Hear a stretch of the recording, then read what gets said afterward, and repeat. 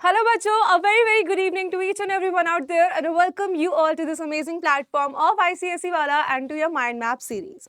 अब क्योंकि हम लोग हर चैप्टर का एक माइंड मैप कर रहे हैं बेसिकली उससे रिलेटेड थ्योरी PYQs हम लोग सॉल्व कर रहे हैं अलॉन्ग विद योर 2025 का स्पेसिमेन पेपर एंड अभी हमारी बारी आई एक बहुत ही छोटे से प्यारे से चैप्टर की दैट इज प्रोबेबिलिटी.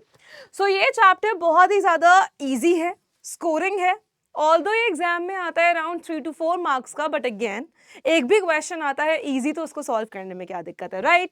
तो शुरुआत करते हैं कि आज हम लोग क्या क्या पढ़ने वाले हैं. सो बेसिकली थ्योरी थोड़ी बहुत पढ़ेंगे, ठीक है, जो प्रोबेबिलिटी में ज़रूरी है.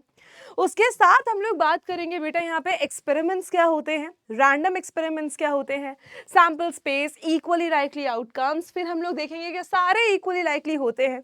इवेंट के बारे में बात करेंगे, इन सारी चीज़ों के बारे में बात करेंगे अलॉन्ग विद हम लोग हमारा जो मेजर इंपॉर्टेंट चीज़ है दैट इज स्पेसिमेन, कि भाई किस टाइप के क्वेश्चंस पूछे जाते हैं एंड किस टाइप के क्वेश्चंस हमारे यहाँ से आते हैं, उनके बारे में हम लोग डिस्कशन करेंगे. तो सबसे पहली चीज यार समझते हैं कि हमारे प्रोबेबिलिटी क्या होता है, ठीक है. अब आप जैसे भाई कोई भी चीज कर रहे हो उसके चांसेस होते हैं ना कि यार या तो होगा या तो नहीं होगा, या कुछ होगा कुछ नहीं होगा. अब मान लो सुबह उठे हो, बालकनी में गए हो, देखा है भाई मौसम बढ़िया हो रहा है ना, बादल बादल आ रहे हैं, हो सकता है बारिश हो सकता है ना हो. जैसे कि मोस्ट लाइकली कोई चीज होना, जैसे कि तुम्हारी क्रश तुम्हें रिजेक्ट कर दे, मोस्ट लाइकली टू हैपन, है ना भाई, होगा ही होगा. दूसरा है ऑलमोस्ट अनसर्टेन, कि हो ही नहीं सकता, राइट? ऑलमोस्ट मतलब अनसर्टेन है कि भाई हो ही नहीं सकता, इतना मान लो कि भाई कुछ कुछ हो सकता है, मेजरली नहीं हो सकता. फॉर एग्जाम्पल बहुत ही सनी डे है और तब बारिश हो जाए, तो ऑलमोस्ट अनसर्टेन है, मतलब ना के बराबर है, पर ऐसा नहीं है नहीं हो सकता, क्योंकि मौसम तो यूं बदल जाते हैं. फिर मोस्ट प्रोबेबली कि एग्जाम में तुम्हारे अच्छे मार्क्स आ जाए, मोस्ट प्रोबेबली ज्यादा चांसेस है, and no chance at all. अब इसका एग्जांपल तुम खुद ही नीचे डाल देना, मैं बोलूंगी तो फिर बोलोगे मैम ये तो रियल हो गया. अब एक्सपेरिमेंट की बात करते हैं भाई, प्रोबेबिलिटी में एक्सपेरिमेंट किसे बोलते हैं हम लोग. तो यहाँ पे a process which results in some well defined outcomes is known as experiment. जिसके आउटकम्स हमें पता होते हैं, जैसे केमिस्ट्री में एक्सपेरिमेंट करते हो ना कि अब मैं कोई गलत रिएक्शन नहीं बोलना चाहती, बट ठीक है, डिस्प्लेसमेंट करते हो या जो भी करते हो, तो दो अगर आप एलिमेंट्स लेते हो या कुछ भी लेते हो तो उनका एक रिएक्शन आता है, and that reaction is known to you, that reaction is fixed to you. तो उसका आउटकम आपको पता होता है, इसलिए उसको एक्सपेरिमेंट बुलाते हैं, राइट? अब जैसे कि गेम खेल रहे हो यार, लूडो, जो कि तुमने कोविड में बहुत खेला है, राइट? तो आपने डाइस को फेंका, रोल किया, तो आपको उसके आउटकम्स पता है कि हाँ भाई अगर मैं डाइस को फेंकूंगा तो या तो मेरे पास 1 आएगा, 2 आएगा, 3 आएगा, 4 आएगा, 5 आएगा, 6 आएगा, तो उसके आउटकम्स मुझे पता है. तो उसको एक एक्सपेरिमेंट बोलते हैं मैथ्स के टर्म में, जब हम प्रोबेबिलिटी पढ़ते हैं. जैसे कि अब एक कॉइन को टॉस करोगे यार, तो आपको पता है या तो हेड आएगा, टेल आएगा, तो आपको आउटकम्स पता है उस एक्सपेरिमेंट के. नेक्स्ट अगर बात करें तो रैंडम एक्सपेरिमेंट क्या होता है, means all the outcomes of experiment are known in advance but specific outcome of the experiment is not known. अब ये केमिस्ट्री वाला नहीं है, क्योंकि उसमें आपको स्पेसिफिक भी पता है कि अगर इसमें ये ऐड करेंगे तो ये इसको डिस्प्लेस करेगा, यहाँ ये रिएक्शन होगा, पर ये मैथ्स पढ़ते हैं. तो यहाँ पे जैसे कि डाइस ही है, डाइस को मान लो, ठीक है, आपने उसको रोल किया, फेंका, आपको पता है 1 आएगा, 2 आएगा, 3 आएगा, 4 आएगा, 5 आएगा, 6 आएगा, पर इन 6 में से कौन सा आएगा वो आपको नहीं पता. अब वो भी पता होता तो हम जीतते ही रहते, तो वो अपने को नहीं पता, तो उसको कहते हैं बेटा रैंडम एक्सपेरिमेंट. नेक्स्ट हम लोग बात करते हैं यहाँ पे सैंपल स्पेस की. तो सैंपल स्पेस क्या होता है बेटा, set of all the outcomes. For example अगर एक कॉइन को टॉस किया गया तो इसका सैंपल स्पेस क्या होगा बेटा, हेड आएगा या टेल आएगा. अगर एक डाइस को थ्रो किया गया तो इसका सैंपल स्पेस क्या होगा बेटा, 1 आएगा, 2 आएगा, 3 आएगा, 4 आएगा, 5 आएगा या 6 आएगा. तो ये आपका होता है सैंपल स्पेस, इसको सैंपल स्पेस बोलते हैं. सिंपल है कि भाई जो भी आउटकम्स है उनका अगर उनको हम एक साथ लिख दें तो वो हमारा क्या बनाता है बेटा, सैंपल स्पेस बनाता है. I hope that this thing is absolutely clear with you people. अब आगे चलते हैं. अब जैसे कि हम बात करें कि अगर हम एक कॉइन को टॉस करते हैं, अगर हम एक कॉइन को टॉस करते हैं तो सैंपल स्पेस क्या बनती है, या तो हेड आता है या टेल आता है. अगर एक डाइस को थ्रो करते हैं तो सैंपल स्पेस क्या बनती है, 1 2 3 4 5 एंड 6 आता है. या तो अगर हम दो कॉइन को टॉस करते हैं तो सैंपल स्पेस क्या बनता है, head head, tail tail, head tail, tail head, ये 4 बनते हैं।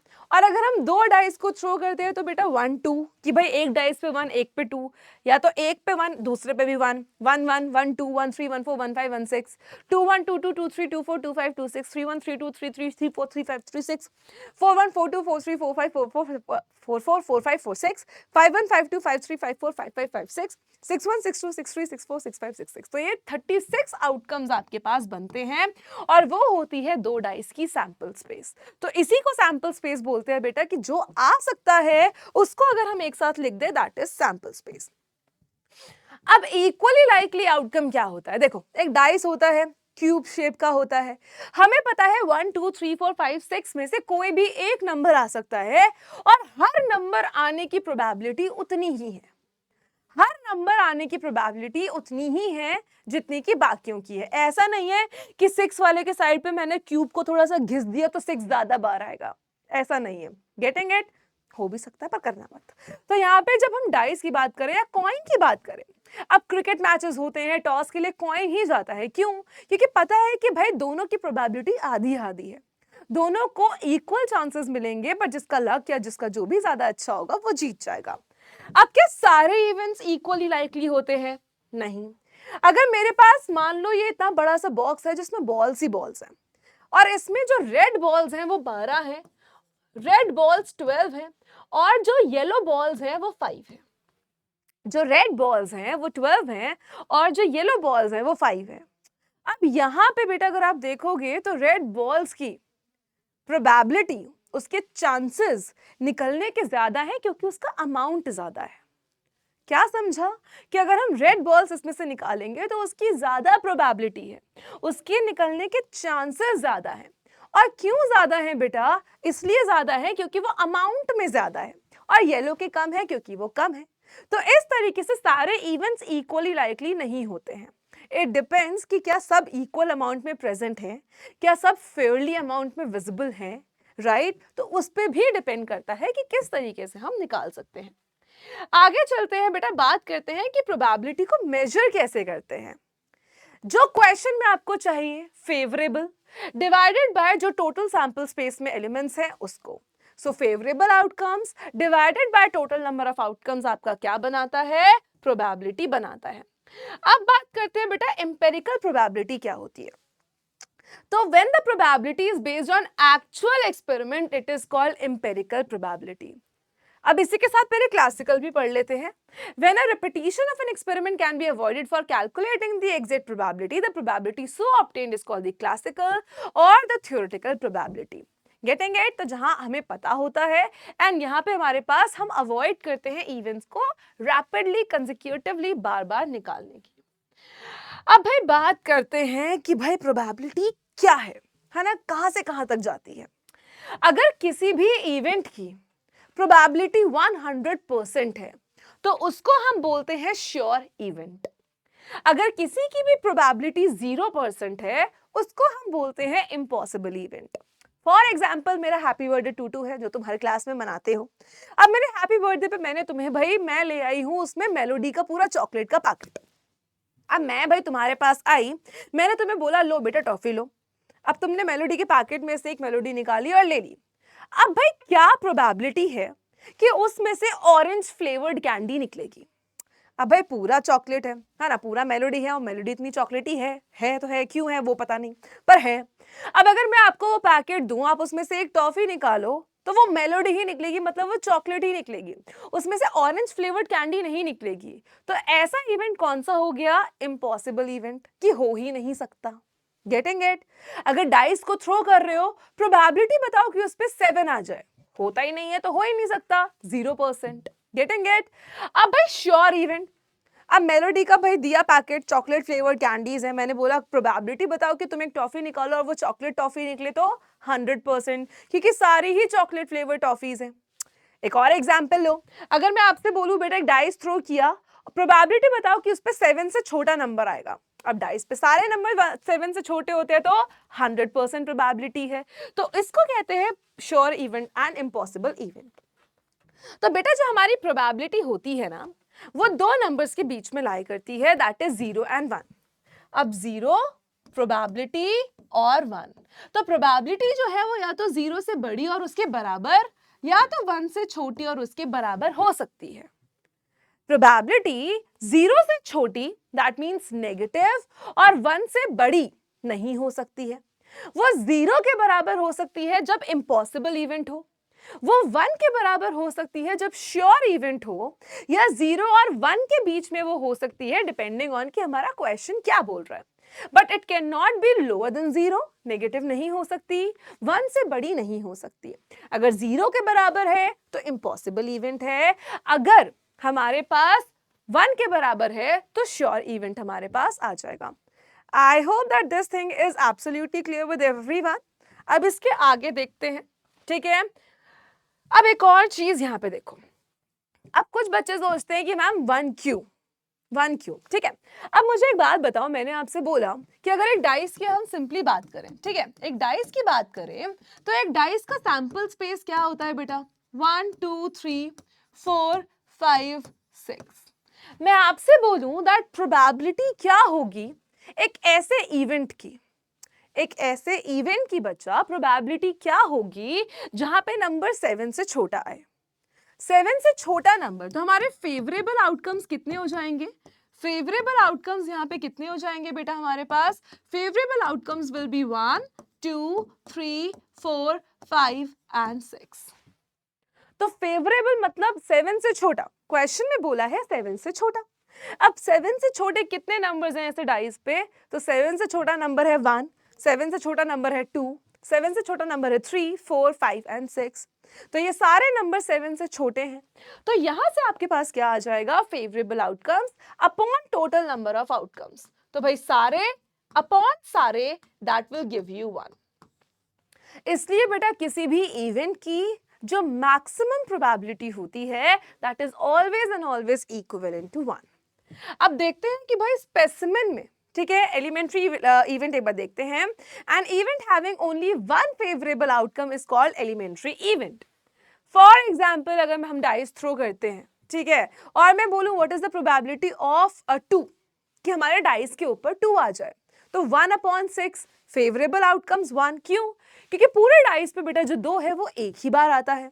Total number of outcomes is 6, सो 1/6 आपके पास आ जाएगा। So the probability will be 1/6। तो ऐसा एक इवेंट जिसमें फेवरेबल आउटकम 1 हो उसको हम लोग एलिमेंट्री इवेंट बोलते हैं। अब स्पेसिमेन पे चलते हैं बेटा, 2025 का क्वेश्चन देखते हैं।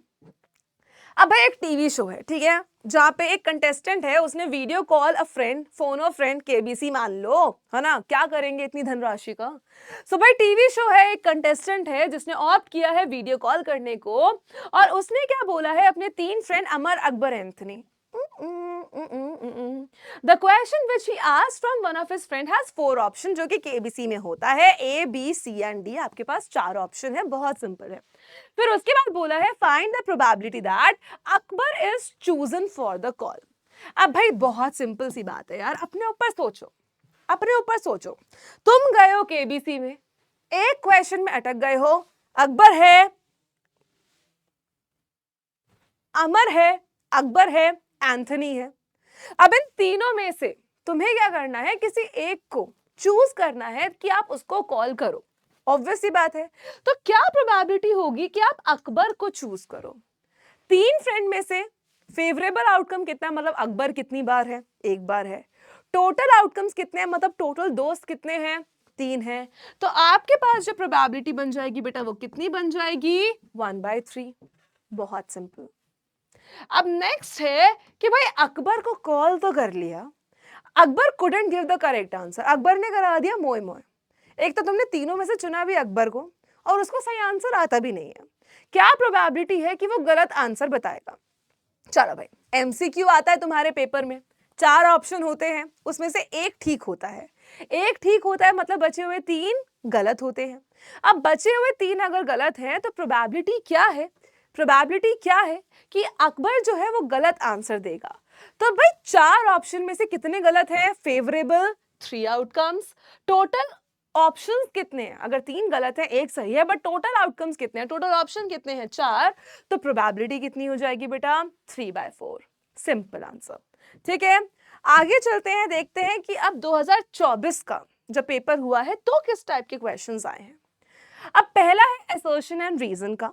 तो यहाँ पे है बेटा, अ डाई इज थ्रोन, ठीक है, डाइस एक तरीके से, no big deal. So a die is thrown once and the probability of getting an even number is 2/3। आ जाओ देखते हैं। अगर हम एक डाइस को थ्रो करते हैं बेटा, तो सैंपल स्पेस क्या है यहाँ पे, what is the sample space? तो यहाँ से आपकी सैंपल स्पेस निकलेगी, इट विल बी 1 2 3 4 5 एंड 6। अब इन 6 में से आपके पास इवन नंबर कौन से हैं? 2 4 एंड 6। तो आपके फेवरेबल आउटकम्स कितने हो जाएंगे बेटा? Favourable outcomes is 2 4 and 6। तो प्रोबेबिलिटी कितनी आएगी इवेंट की? The probability will be favorable outcomes upon total outcomes that will come out as 1/2। तो क्या 2/3 है? नहीं, assertion is wrong।